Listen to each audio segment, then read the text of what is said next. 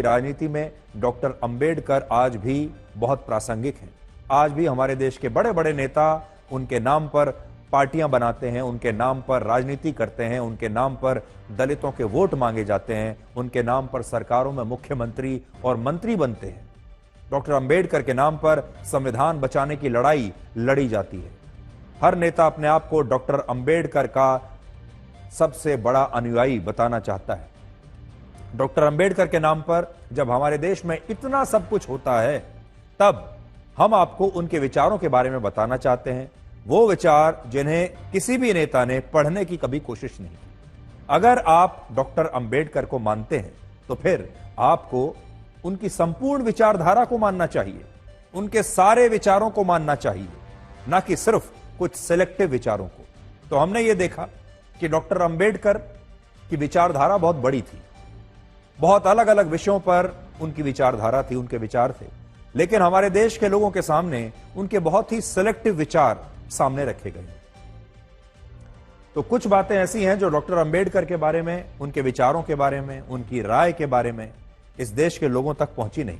हालांकि डॉक्टर अंबेडकर चाहते थे कि उनके ये विचार भी आप तक पहुंचे, लेकिन फिर भी लोगों ने उन विचारों में से भी अपने काम के विचार निकाल लिए नेताओं ने, ताकि जिन्हें लगा कि उनके कुछ विचारों से दलितों की राजनीति हो सकती है, कुछ विचारों से वोट लिए जा सकते हैं, कुछ विचारों को संविधान के साथ जोड़कर संविधान को बड़ा मुद्दा बनाया जा सकता है।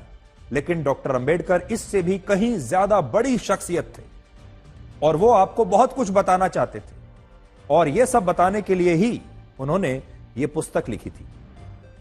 इस पुस्तक का नाम है पाकिस्तान और द पार्टीशन ऑफ इंडिया, और इसके टाइटल से ही आप समझ सकते हैं कि यह पुस्तक पाकिस्तान के बारे में है, यह पुस्तक पार्टीशन, भारत के विभाजन के बारे में है, और जाहिर है यह पुस्तक भारत के मुसलमानों के बारे में भी है।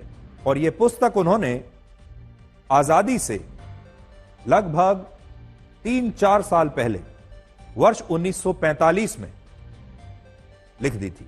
हम आजाद हुए 1947 में, लेकिन यह किताब उन्होंने, ये छपी है 1945 में। लिखना शुरू किया होगा उन्होंने शायद, सोच लीजिए 1 साल और पहले, लेकिन यह किताब पहली बार छपी थी वर्ष 1945 में, जब भारत आजाद नहीं हुआ था और जब भारत के 2 टुकड़े नहीं हुए थे। डॉक्टर अंबेडकर ने जब ये किताब लिखी तो इसमें उन्होंने ये बताया कि वो भारत के मुसलमानों के बारे में क्या सोचते हैं। अब देखिए, डॉक्टर अंबेडकर भारत के समाज के बारे में क्या सोचते थे, दलितों के बारे में क्या सोचते थे, पिछड़ी जातियों के बारे में क्या सोचते थे, संविधान के बारे में क्या सोचते थे, ये सब तो आपको बताया गया। लेकिन वो मुसलमानों के बारे में क्या सोचते थे, भारत के पार्टीशन के बारे में क्या सोचते थे, ये कोई आपको नहीं बताता, बल्कि वो ये खुद बताना चाहते थे, और इसीलिए तो उन्होंने ये किताब लिखी। इसीलिए तो इस किताब में उन्होंने इतने इस पक्ष पर, इस विषय पर अपने विचार आपके सामने रखे, लेकिन ये किताब भी किसी ने पढ़ी नहीं। इस किताब के पेज नंबर 291 पर डॉक्टर अंबेडकर खुद ये लिखते हैं, मैं नहीं कह रहा हूं, डॉक्टर अंबेडकर लिखते हैं कि भारत के मुसलमान कभी भी इस देश के लिए वफादार नहीं होंगे। वो खुद को मुसलमान पहले और भारतीय बाद में मानेंगे। वो ये भी लिखते हैं कि मुसलमानों ने भारत की तरक्की में बहुत ही कम योगदान दिया है और हमेशा मुस्लिम देशों को भारत से ऊपर रखा है। इसी पुस्तक के पेज नंबर 325 पर लिखा है कि इस्लाम धर्म में भाईचारा सिर्फ मुसलमानों के लिए होता है। एक मुसलमान सिर्फ दूसरे मुसलमान का हित देखता है और वो किसी गैर मुसलमान से कोई भाईचारा नहीं निभाता। इस्लाम धर्म की प्रकृति ऐसी है कि ये कभी भी एक सच्चे मुसलमान को भारत को अपनी मातृभूमि मानने की इजाजत नहीं देगा। जो सच्चा मुसलमान होगा वो कभी न तो भारत को अपनी मातृभूमि मानेगा और ना ही हिंदुओं को अपना भाई मानेगा। हमारे देश के जो नेता ये कहते हैं कि प्रधानमंत्री मोदी ने इस देश में हिंदू और मुसलमानों के भाईचारे को खत्म कर दिया है, जब से बीजेपी की सरकार आई है तब से यह भाईचारा खत्म हो गया है, उन तमाम नेताओं को आज डॉक्टर अंबेडकर की यह पुस्तक पढ़नी चाहिए, जिसमें वो ये खुद लिख रहे हैं कि मुसलमान हिंदुओं से कभी भी भाईचारा नहीं निभाएंगे, क्योंकि इस्लाम धर्म के भाईचारे में हिंदुओं के लिए कोई स्थान नहीं है। और इसी पुस्तक के पेज नंबर 289 पर उन्होंने लिखा है कि भारत के मुसलमान कभी भी इस देश के लिए ईमानदार नहीं रहेंगे, क्योंकि वो भारत को दारुल हर्ब मानते हैं, न कि दारुल इस्लाम। दारुल इस्लाम का मतलब होता है इस्लाम का घर, और दारुल हर्ब का मतलब होता है युद्ध का घर। और मुसलमान भारत को इस्लाम का घर नहीं, युद्ध का घर मानते हैं। डॉक्टर अंबेडकर इसमें यह भी लिखते हैं कि भारत के मुसलमान समय आने पर न सिर्फ जिहाद की घोषणा कर सकते हैं, बल्कि उसकी सफलता के लिए विदेशी इस्लामिक ताकतों से मदद भी ले सकते हैं। अब आप सोचिए, डॉक्टर अंबेडकर उस समय 1945 में ही कितने सही थे। वो समझ गए थे। और आज आप देख लीजिए, जिहाद के नाम पर, आतंकवाद के नाम पर आज हमारे देश में पाकिस्तान से आतंकवादी आ रहे हैं, दूसरे देशों से मदद आ रही है, और ये सब कुछ हो रहा है। ये सारी बातें डॉक्टर अंबेडकर ने खुद अपनी पुस्तक में लिख दी थी, लेकिन आज उन्हीं का नाम लेकर हमारे देश के नेता मुसलमानों के वोटों की राजनीति करते हैं। आपको थोड़ा पढ़कर भी बता देता हूं कि उन्होंने क्या क्या लिखा है, उन्हीं की भाषा में उन्हें कोट कर रहा हूं। Page number 289। भारत चाहे मुस्लिम शासन के अधीन ना हो, लेकिन भारत के मुसलमान भारत को दारुल हर्ब मानते हैं, ना कि दारुल इस्लाम।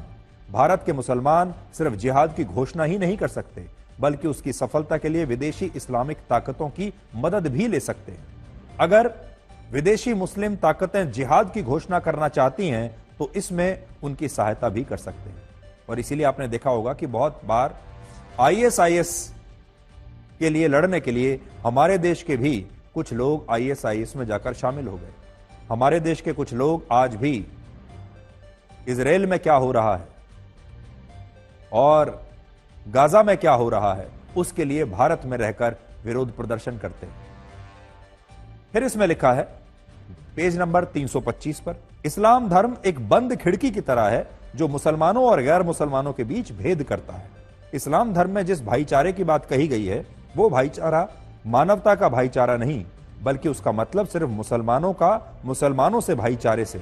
मुसलमानों के भाईचारे का फायदा सिर्फ उनके अपने लोगों को मिलता है, और जो गैर मुस्लिम यानी हिंदू हैं, उनके लिए इस्लाम में सिर्फ घृणा और शत्रुता ही बची है।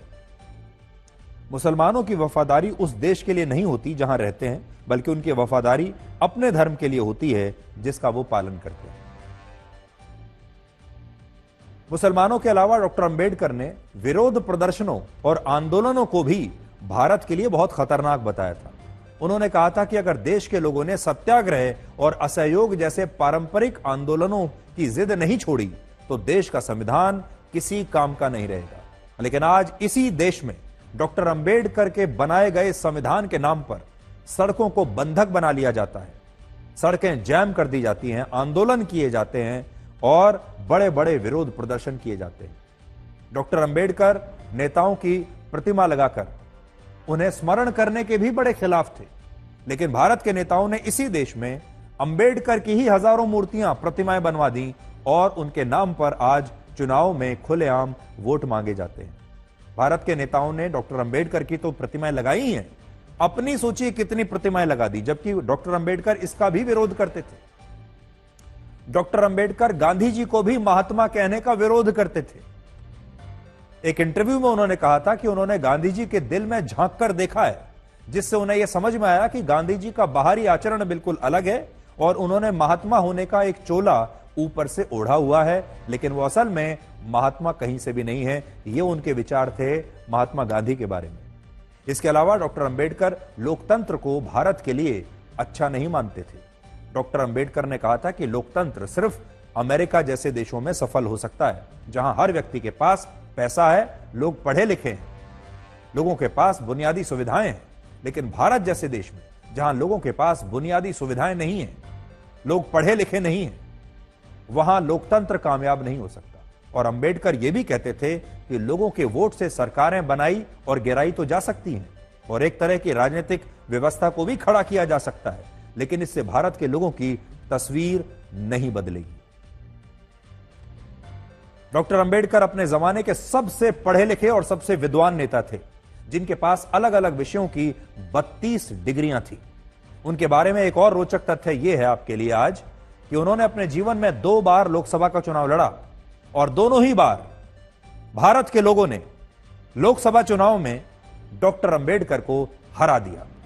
दोनों चुनावों में डॉक्टर अंबेडकर हार गए। डॉक्टर अंबेडकर इतना सब कुछ करने के बाद भी एक बार भी चुनाव नहीं जीत पाए और यह देश डॉक्टर अंबेडकर को उनके संविधान बनाने के 1.5 वर्षों में ही भूल गया था।